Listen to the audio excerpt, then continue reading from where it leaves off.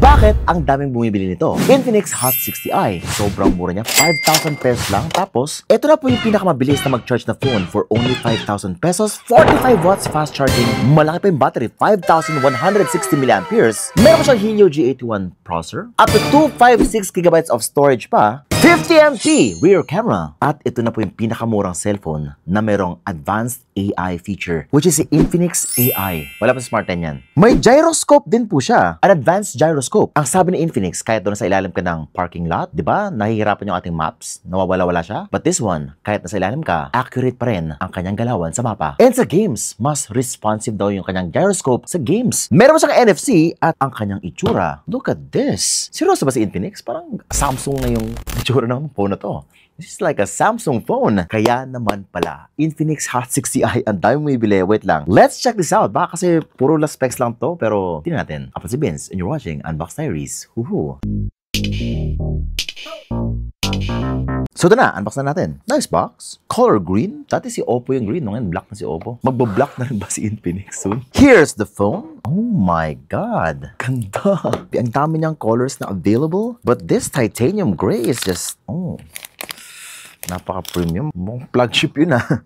Warranty card. Meron pa siya kasama. And underneath, for getting the other stuff, may jelly... Uy! Hindi siya jelly case, guys. It's a hard case. Ganyan dapat ang sinasama sa box. This is better for thermals. Para hindi umilit yung phone nyo, guys. Ayan o, hindi nakatakip yung gilid niya. Maleta design. We're getting the other papers, user manual. Ang laki ng charger, 45 watt. Charger ang kasama sa loob ng box. For this price, siguro isipin ko mga 33 lang. Yun yung pinakasagad. Pero 45 watts? 45 watts? Type-C what? Na orange ang kanyang puwet. Ay ang dulo niya. Dapat green. Kasi nga green siya. Xiaomi yung orange. What? Kinuha ba ito ni Infinix kay Xiaomi? Tapos nilagay sa mga box nila. The joke. Meron pa siyang paper na Qualcomm. Pero MediaTek yung processor. What's happening?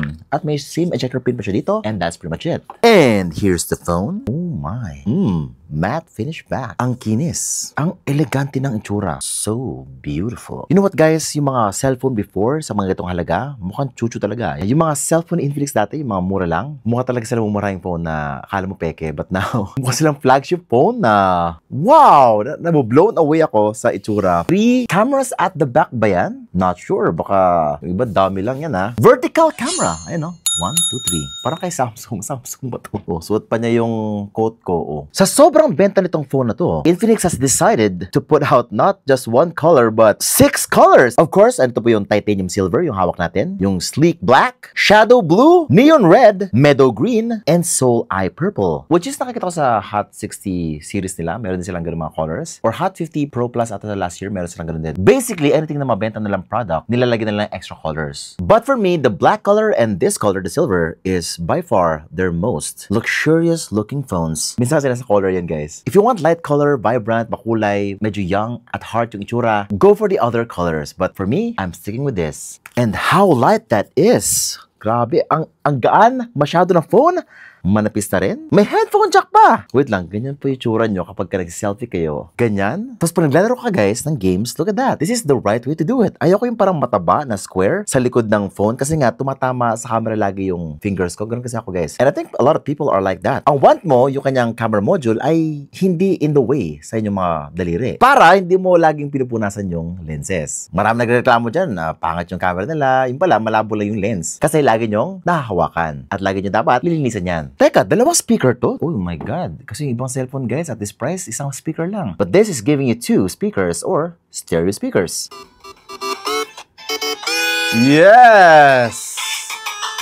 May sounds ka sa left at meron kang sound sa right. Or taas or baba kung paano mo man siya hawakan. But this gives you extra immersion when watching movies, listening to music. Sulit. Grabe man. Sobrang sulit naman ito. And what is this at the right side? Guys, meron siyang power button, volume rocker, at meron siyang green button. What is this green button? And look at that finish. Magaspang po siya. Bakit magaspang? Para saan to? Kasi nga guys, if you're not looking at the phone and you want to search for that button na mas madali, siya lang po yung magaspang na part dito sa phone na to. Para madali mo makita. Kunwari, nasa pocket siya, nahanap po siya. Oh, ayun. Ito pala yun. Tapos pag hinold mo, lalabas po yung AI dyan, which is si DeepSeek R1. Hi there! Hey, How's your day going so far? Anything exciting happening? Meron din siyang AI voice assistant. Nice. You will not get that on any other phone at this price. Guys, si Infinix nilagay niya dito, may AI ka na. Basically, kapag kinlik mo to, hinold mo yan, lalabas po yung kanyang ChatGPT at pwede mo siyang kausapin. I-chat whatever you need. Same na same kay ChatGPT. Kung meron kang problema dyan, pakita mo yung picture ng problem mo, or kung meron kang gustong i-search online, mas madali po sa ganito na lang. Same na same po siya kay ChatGPT. It's a very powerful AI chatbot na libre lang, hindi mo na kailangan mag-plus katulad ni ChatGPT. Although si ChatGPT may free version siya, pero this one guys, i-try niyo po siya kahit yung free version ay kasing katulad po ng plus version ni ChatGPT. Kasama na yan sa phone nyo. DeepSeek R1. Oh, by the way, pwede mo pala baguhin yung kanyang boses dito, no? Yung kanyang voice assistant can be the Google voice assistant or si Folax. Yung kay Infinix mismo na voice assistant. Hey, what's up? Hey there, not much. Just Aw. hanging out. Is there anything you'd like to chat about? Pwedeng- Maybe I'm a good listener. Staying low-key doesn't mean I'm not capable. Oh. I love Pwede chatting yan. with someone as interesting as you. Uy, ang sexy nun ah. I love chatting with someone as interesting as you. Oh, may vocal fry. Ito, si Olive. I'm ready. Are you? Oh, mama pala. Cedar. I bet you've been looking forward to my appearance. Nakakatakot. Kung gusto mo kontrabida ang ChatGPT mo, pwede naman. Pero may na AI ha guys, kasi maraming pwedeng gawin sa AI niya. There's a lot of magic on this phone if you include the AI features. Basically, it's a smarter phone. Smarter smartphone? Pero may yan. Ito muna. When you open the phone guys, syempre, ganda. Although it will not blow you away, kasi nga kung naghahanap pa ng AMOLED dyan, matindi ang resolution, it's not this one. Grabe. Gayang-gaya, pati yung iPhone, na wallpaper, gayang-gaya guys. Wow. So ito ba 6.7-inch HD Plus display? Ano yun? No, hindi po siya full HD Plus. So meaning 720p lang po to. May mga pros and cons po yan. So it's not gonna be as sharp as a 1080p display, pero most people hindi naman kailangan yon. And a 720p display saves a lot more power than a 1080p display. At hindi mo rin makikita yung difference ng 1080p at 720p, not unless i-side by side mo yan siya sa harap mo. Dahil sa sobrang liit na screen, hindi mo talaga makita yung difference. At most people guys, hindi talaga nanonood ng mga 720p, 1080p, or even 4K sa YouTube. Madalas 480 para makasave ng data. Not unless may wifi ka. Pero most people guys, since naka-data lang sila, 480p. Tapos, sobrang smooth na display niya guys. 120Hz refresh rate po to. Look how smooth that is. Kapag nag-i-swipe ako sa home screen, sa Facebook, sa YouTube, everything just looks so smooth. Pero madalas guys, sa home screen mo lang ito ma-feel. Hindi po siya applicable sa gaming. Kasi yung kanyang processor ay Helio G81. Madalas mga nasa 60 FPS yung pinaka kaya talaga nito. Or even lesser. Naka-punch hole po siya. Yes, meron po siyang parang butas din sa gitna. Yun po yung selfie camera niya. Overall, mabilis po yung kanyang operation sa home screen. Saktuhan lang po yung pagbukas ng mga apps. Smooth naman po yung kanyang interface. But wait, look at this. Meron po siyang gyro compass. Ito po yung kanyang special feature guys ha. Sabi ni Infinix, meron na siyang gyro. A legit gyro na hindi mo makita sa ibang cellphone. So, there you go. A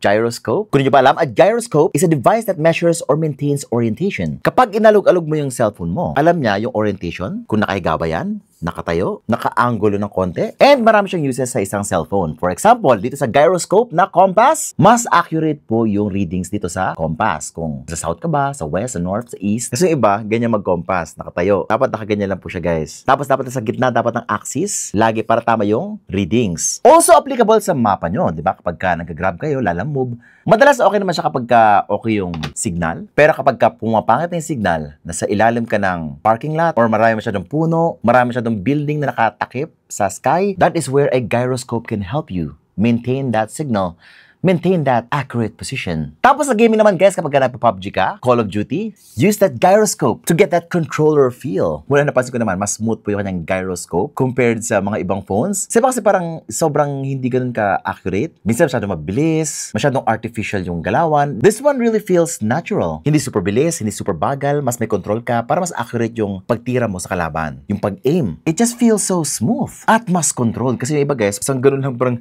gumano na lahat.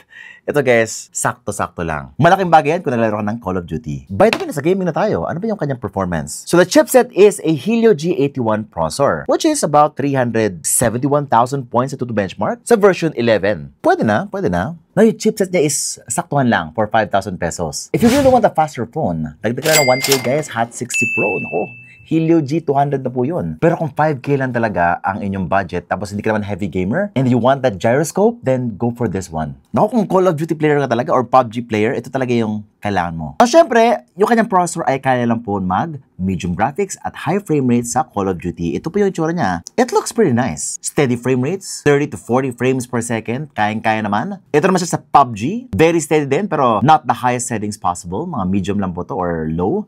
But you can use that gyroscope to help you out in-game. If ever, na yun madalas ang gamit mo. Now, for Mobile Legends naman, meron pa siyang ultra graphics dito na available and HD resolution, high frame rates. Pero guys, ni low resolution na lang po namin. I know Moonton is giving us more flexibility and power to control the settings. Pero kasi guys, kung sa inyo, i-low resolution nyo lang po to, medium graphics or medium map quality, and you will get a much more smoother, much better game experience sa Mobile Legends. Ganon din sa HOK guys. Huwag kayo mag-ultra, siguro mag-high or medium settings na kayo dyan. Pero yung high frame rates nyo na para umabot siya ng 60 FPS. Now guys, wag na kayo mag-Genshin Impact dito. Mahirapan talaga na sobra tong phone na to sa Genshin Impact. Medyo mabigat yung game na yan. Even at the lowest settings, mahirapan po talaga siya. It's gonna have a lot of frame drops in game, especially kapag may mga boss or marami nangyayari sa screen. Now, before I show you the photos dito sa kanyang camera, which is okay, I wanna show you the AI. Yung AI niya is advanced AI na po. Kasi sa mga ibang phones na 5K or 6K, hindi ganun ka-advanced yung mga AI na nilalagay sa mga phones nila. If you go inside sa settings, tapos dito sa baba, Infinix AI, pasok ka dyan, marami kang pwedeng gawin dito guys. For example, AI Note. Pwede ka mag-drawing dito ng bahay or kahit ano. Parang ganyan, tapos click generate. Oh, ganyan po ang drawing ko. Wow! Pwede ka pa mamili ng mga ibang styles. At ang bilis na ng generation. Paano nangyari yun? Guys, look at that! My drawing! Nagkakulay na. Pwede ka pang cyberpunk, pixel art. Tapos nalaman niya na bahay yung din drawing ko. Oh, from ganyan.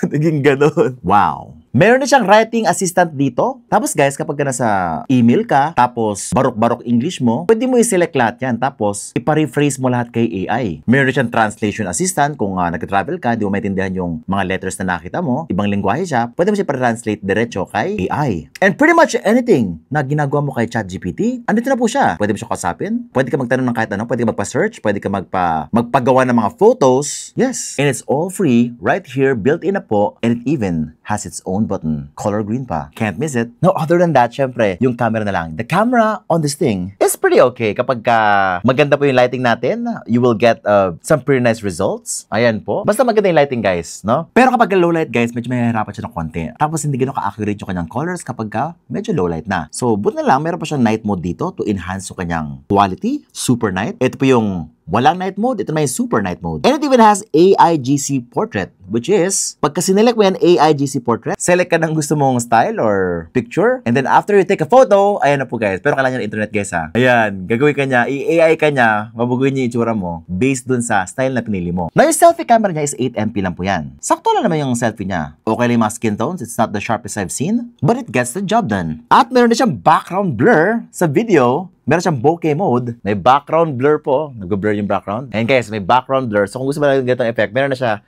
dito sa Hot 60i. Nice, pang vlog na. Pero nag 720p 30fps lang po siya pag may effects na ganun. At oo, Android 15 na po siya. XOS 15.1.1.